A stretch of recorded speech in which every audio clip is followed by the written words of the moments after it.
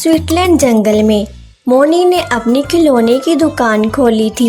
मोनी की दुकान पूरे जंगल में मशहूर थी। चलो जल्दी जल्दी काम खत्म कर लेती हूँ, फिर बच्चों का आने का टाइम भी हो जाएगा। वहीं दूसरी ओर कोवी चाची ने भी खिलौने की दुकान खोल रखी थी, परंतु कोवी चाची के अकड़ू स्वभाव के कारण कोई भी उससे खिलौने नहीं लेता था। मम्मी मम्मी चलो चाची से खिलौने लेते हैं। लो बेटा, ठीक है। अरे जरा वो कार तो दिखाओ, बड़ी अच्छी लग रही है। हाँ देखो देखो, मेरे सभी खिलौने अच्छे हैं। हाँ मम्मी, ये अच्छी कार है, मुझे यही चाहिए। तो बताओ बहन, क्या दाम है इसका? अरे ज्यादा नहीं, बस 500 रुपए हैं। अरे इतनी महंगी? नहीं रे बाबा, आप कोई और कार दिखा दो। अरे अगर पैसे नहीं होते हैं तो क्यों आते हो फिर? फालतू में ही सुबह सुबह दिमाग खराब कर दिया। कोवी चाची की ये बात सुन पंछी को बहुत बुरा लगता है। चल बेटा, मैं तुझे कहीं और से खिलौने दिलवा दूंगी, पर यहाँ से कभी नहीं। तभी वह पंछी मोनी की दुकान पर चले जाते हैं।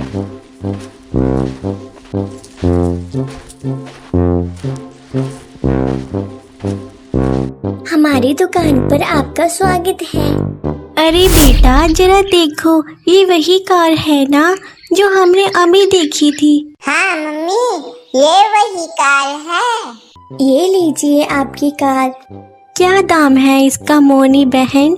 कुछ ज्यादा नहीं, बस 400 रुपए हैं।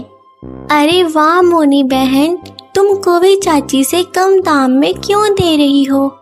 नहीं, मैं कम दाम में नहीं दे रही, मैं तो बस अपना उचित मुनाफा ले रही हूँ।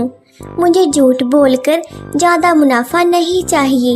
मम्मी, मोनी आंटी कितनी अच्छी है, मैं आज के बाद इनसे ही खिलौने लूँगा।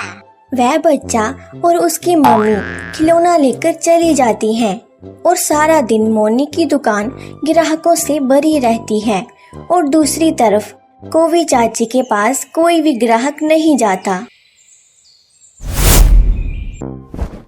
एक दिन दूर विदेशी जंगल से एक पक्षी आता है और मोनी के पास आकर कहता है कि मेरा नाम मोंटू है और मैं अपने टिरोटा जंगल में खिलौने बेचना चाहता हूँ। क्या मुझे आपसे खिलौने मिल सकते हैं? आपका हमारे जंगल में स्वागत है। आपको मेरी दुकान पर बढ़िया से बढ़िया खिलौने मिलेंगे, आप निश्चित हो जाएं।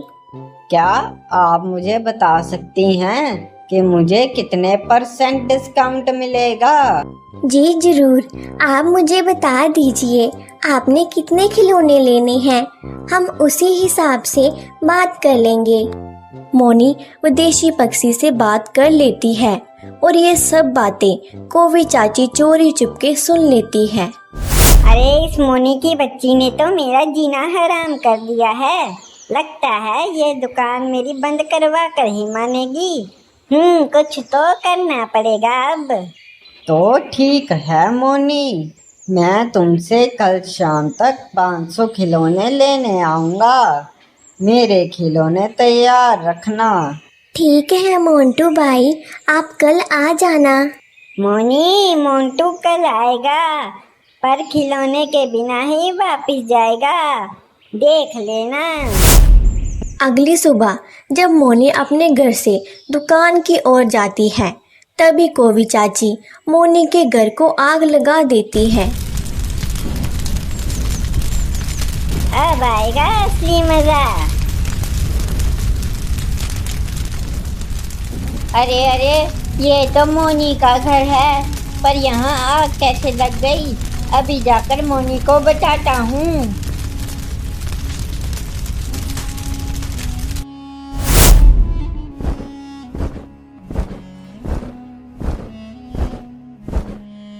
तभी जग्गू तोता मोनी को सारी बात बताता है और मोनी और जग्गू मोनी के घर की ओर निकल जाते हैं। मोनी, अब तू उस विदेशी पक्षी को 500 खिलौने तो छोड़, 5 खिलौने भी नहीं दे पाएगी। चलो, अब मुझे यहाँ से भाग जाना चाहिए।